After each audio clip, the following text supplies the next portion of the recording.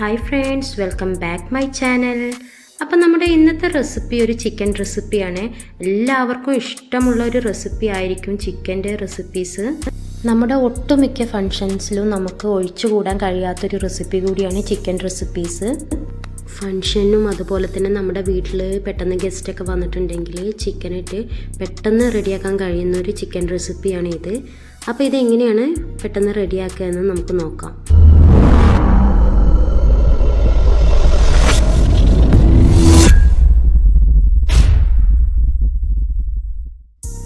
അപ്പോൾ നമ്മുടെ റെസിപ്പി റെഡിയാക്കാൻ വേണ്ടിയിട്ട് ഞാനിവിടെ 1 കിലോ ചിക്കൻ എടുത്ത് നന്നായിട്ട് ക്ലീനാക്കി അതിലെല്ലാം ഒന്ന് വരഞ്ഞു കൊടുത്തിട്ടുണ്ട്. അപ്പോൾ ഇനി നമുക്ക് ചിക്കനിലോട്ടുള്ള മസാല എങ്ങനെയാണ് റെഡിയാക്കാൻ നോക്കുക.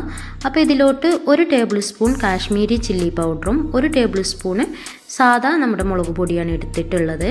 അതിലോട്ട് കുറച്ച് മഞ്ഞൾപ്പൊടിയും 1 ടേബിൾ സ്പൂൺ പെരിഞ്ജീരകപ്പൊടിയും പിന്നെ ആവശ്യത്തിന് ഉള്ള ഉപ്പും കൂടിയാണ് ഞാനിതിലിട്ട് ആഡ് ചെയ്തിട്ടുള്ളത്.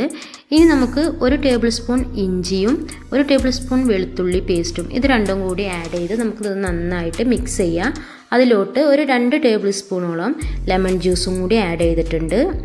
ഇനി നമുക്കിത് കൈ വെച്ചിട്ട് നന്നായിട്ടൊന്ന് മിക്സ് ചെയ്ത് എല്ലാം നല്ലതുപോലെ യോജിപ്പിച്ചെടുക്കാം.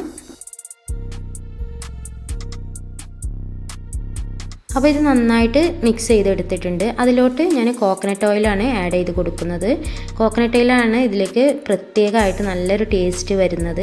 അപ്പോൾ നിങ്ങൾ കോക്കനട്ട് ഓയിൽ തന്നെ ആഡ് ചെയ്ത് കൊടുക്കാൻ ശ്രമിക്കുക. അപ്പോൾ ഈ മസാല നന്നായിട്ട് ഒന്നുകൂടി മിക്സ് ചെയ്തെടുക്കുക. എന്നിട്ട് നമുക്ക് ചിക്കനിലോട്ട് തേച്ച് പിടിപ്പിക്കാം. ചിക്കൻ്റെ ഓരോ പീസസ് എടുത്ത് അതിൻ്റെ എല്ലാ ഭാഗത്തും മസാല വരുന്ന രീതിയിൽ നമുക്കിത് തേച്ച് പിടിപ്പിക്കണം.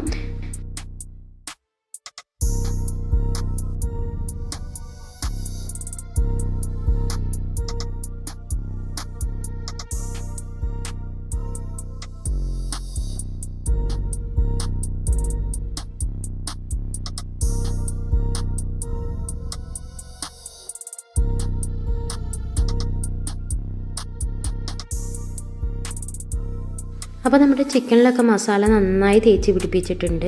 ഇനി ഇത് നമുക്ക് ടൈം ഉണ്ടെങ്കിൽ ഒന്ന് റെസ്റ്റ് ചെയ്യാൻ വേണ്ടിയിട്ട് ഒരു അരമണിക്കൂറെങ്കിലും വെക്കുകയാണെങ്കിൽ നന്നായിട്ട് ഇതിൽ മസാല പിടിച്ച് കിട്ടും.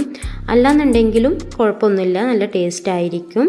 അപ്പോൾ ഞാൻ 1 അവർ ഫ്രിഡ്ജിൽ വെച്ചിട്ടുണ്ടായിരുന്നു. അതിന് ശേഷം ഒരു വലിയ പാൻ എടുത്ത് അതിൽ അല്പം കോക്കനട്ട് ഓയിൽ ഒഴിച്ചതിന് ശേഷം നമ്മുടെ ചിക്കനെ അതിലൊന്ന് ഫ്രൈ ചെയ്യാൻ വേണ്ടി വെക്കുകയാണ്. അപ്പോൾ ഞാൻ നേരത്തെ പറഞ്ഞതുപോലെ തന്നെ ഈ ചിക്കനിലേക്ക് ഞാൻ കോക്കനട്ട് ഓയിലാണ് യൂസ് ചെയ്തിട്ടുള്ളത്. അതാകുമ്പോൾ നല്ലൊരു ടേസ്റ്റ് ഈ ചിക്കന് കിട്ടും. അപ്പോൾ ഞാൻ വലിയൊരു പാനിൽ തന്നെയാണ് ഇത് എല്ലാ ചിക്കനും കൂടി ഇട്ട് കൊടുത്തിട്ടുള്ളത്.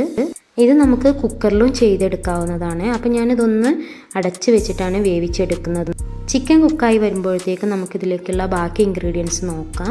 കുറച്ച് പച്ചമുളക്, അതുപോലെ ചെറിയ ഉള്ളി, ഇഞ്ചി, വെളുത്തുള്ളി, അതുപോലെ കുറച്ച് റെഡ് ചില്ലി ഫ്ലെക്സ് ആണ്, അതൊക്കെ പാടെ ആഡ് ചെയ്തിട്ട് കുറച്ച് കറിവേപ്പില. പിന്നെ ഇതിൻ്റെ മെയിൻ ഇൻഗ്രീഡിയൻ്റ് ആണ് നമ്മുടെ പുളി നന്നായിട്ട് പിഴിഞ്ഞെടുത്തത് ഞാനിതിൽ ആഡ് ചെയ്തിട്ട് ഒന്ന് ക്രഷ് ചെയ്തെടുത്തിട്ടുണ്ട്.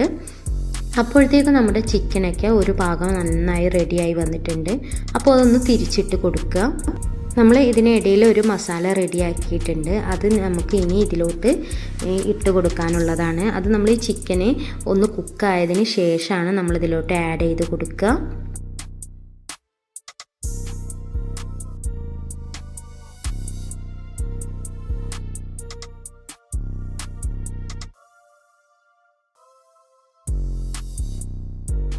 അപ്പോൾ നമ്മുടെ ചിക്കനൊക്കെ നന്നായിട്ട് റെഡി ആയിട്ടുണ്ട്. അതേ നമ്മുടെ കോക്കനട്ട് ഓയിലോട്ടാണ് ഞാനിപ്പോൾ ഇതൊക്കെ ആഡ് ചെയ്ത് കൊടുക്കുന്നത്. ഇത് കുറച്ച് ഇഞ്ചി ഒന്ന് നീളത്തിൽ അരിഞ്ഞെടുത്തതാണ്. അതിലോട്ട് കുറച്ച് കറിവേപ്പിലയും കൂടി ആഡ് ചെയ്ത് കൊടുത്തിട്ടുണ്ട്. അത് രണ്ടും കൂടി ഒന്ന് നന്നായിട്ട് മൂത്ത് വന്നതിന് ശേഷം നമ്മൾ റെഡിയാക്കി വെച്ചിട്ടുള്ള ആ മിക്സ് നമ്മൾ ഇതിലോട്ട് ആഡ് ചെയ്ത് കൊടുക്കുകയാണ്.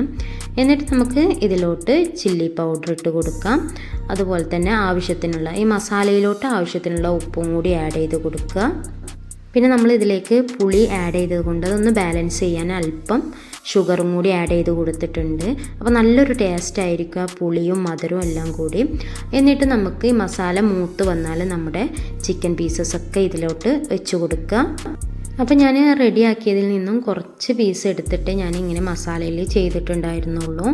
അപ്പോൾ ബാക്കി എനിക്ക് വേറെ റെസിപ്പി റെഡിയാക്കാൻ വേണ്ടിയിട്ട് ആവശ്യമുണ്ടായിരുന്നു.